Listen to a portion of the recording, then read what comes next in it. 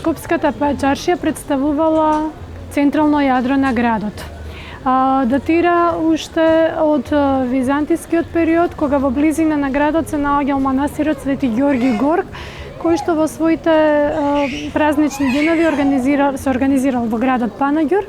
Но овој Панаѓур доаѓале голем број трговци особено од Венеција и од Дубровник, кои што сакале да искористат важната позиција на важни трговски патишта кои што поминувале низ Скопје и сакале да престојуваат подолго во градот, па полека започнале да градат одредени импровизирани конструкции во близина на тврдината на Скопје, кои што со тек на време се конституирале во трговска зона.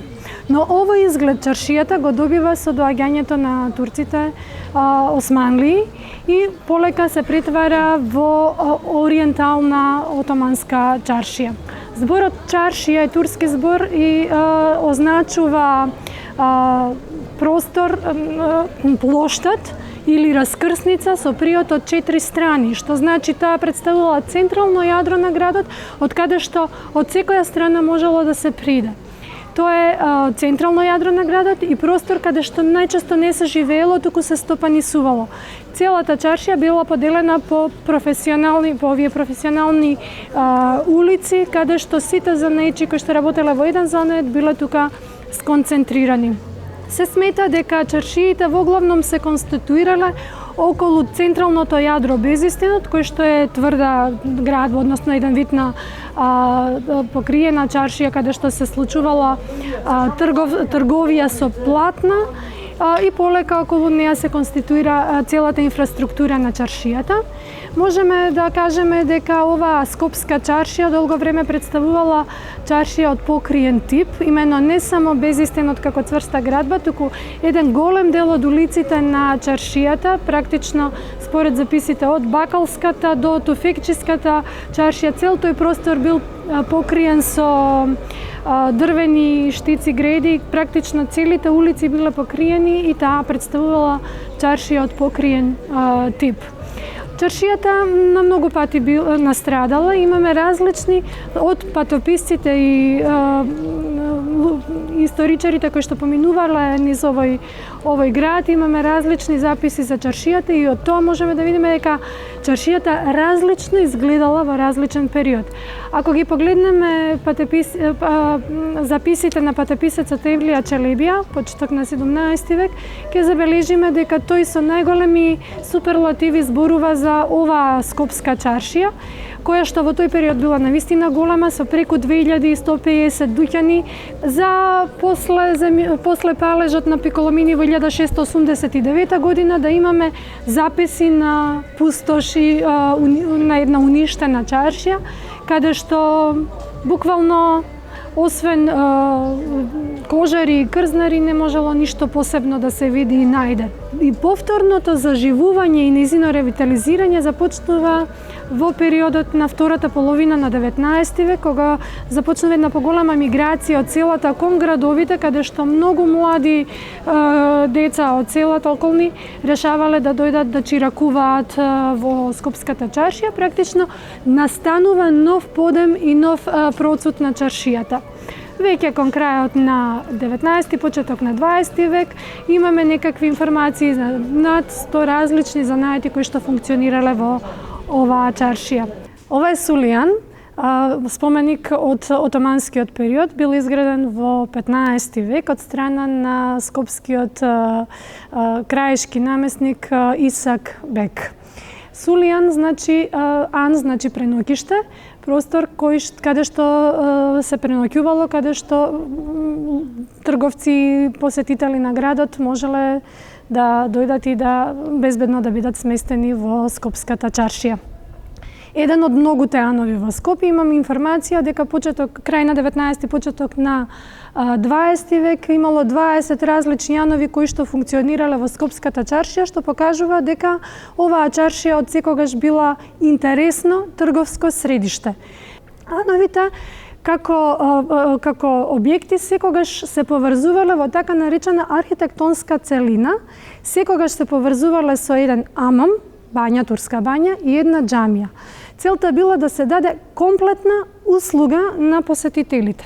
Место каде што може да преноќат и да бидат безбедни и да бидат добро заштитени преку ноќта, представува ланот. Амамот е место каде што можеле да го прочистат своето тело луѓе во кои што престојувале во Скопје и во Овијанови, и џамијата е место за прочистување на душата. Секогаш се поврзувале во една целина. Таква целина ние тука во оваа чаршија имаме и ден денеска, имено овој Јан Сулијан прави архитектонска целина со наредниот објект кој што се наоѓа веднаш до нас, тоа е Чифте Амамот, кој што исто така датира од 15 век, и во продолжение е Мурат Пашината џамија, која што практично гради целина архитектонска со овие два претходни објекта. Денеска во овој објект е сместен Факултетот за ликовни уметности и во еден дел е сместен Музеот на Старата Скопска чаршија. Музеот на Старата Скопска чаршија, како депенданс на Музеот на град Скопје, постои, како што напоменав, од 1980 година, но со одредено освежување и реновирање на поставката од 2012 година е отворена за посетители. Изложбата е постојана изложба, ги покажува скоро сите аспекти од животот на Скопската чаршија. Поделена на неколку сегменти, можеме да видиме во првиот дел археолошкиот дел, каде што се презентирани предмети, артефакти кои што се добиени со ископувања на просторот на Старата Скопска чаршија и го покриваат периодот на византискиот период, периодот на немањичите и почетокот на отоманското влијание во овој дел од градот. Со оглед на тоа дека овој дел е стопански дел од градот, од монетите добиваме и тоа како интересни информации за разните периоди и разните влијанија во Скопската чаршија. Од византиски, од монети, крајот на византискиот период, периодот на династијата на Немањичи се фатени. Многу интересно дека во чаршијата се пронаоѓани и венецијански монети, со оглед на тоа дека венецијанските трговци и трговците од Дубровник биле многу чести посетители, дури се смета и едни од основоположниците на чаршијата, на Скопската чаршија, така што сите овие монети биле во оптек и ние ги имаме како составен дел на оваа изложба. Оваа чаршија била многу добра раскрсница на патишта и особено на трговски патишта, така што секогаш била интересно место за посета и за трговска размена. Чаршијата представувала еден комплекс која што имала многу добра организираност.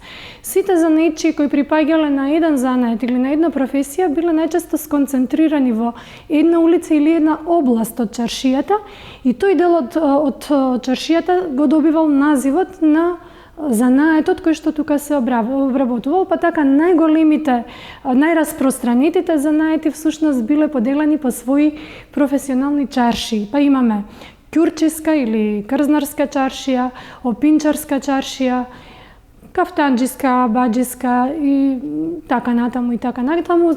Постоело, значи, конкретно правило како да биде организиран еснавот, како да се работи, како да се набавува суровина, се тоа самиот еснав го контролирал. Еснавите поседувале своја еснавска каса, своја деловодна книга или тефтер, еснавско знаме и секој поголемите еснави славел своја еснавска слава. Така што целокупниот професионален живот, но можеме да кажеме и социјален живот на занаетчиите бил регулиран со помош на овие еснавски организации. Во Скопската чаршија, со почетокот на 20 век, имавме ние еден табеларен приказ од почетокот на 20 век, каде што биле пребројани повеќе од 100 различни типови на занаети. Но, поголеми еснави и позначајни занаети во Скопската чаршија биле пред се ќурчискиот или крзнарскиот занает, кој што правел облекла подплатени со крзна од натрешна страна, значи еден од најзначајните и најстарите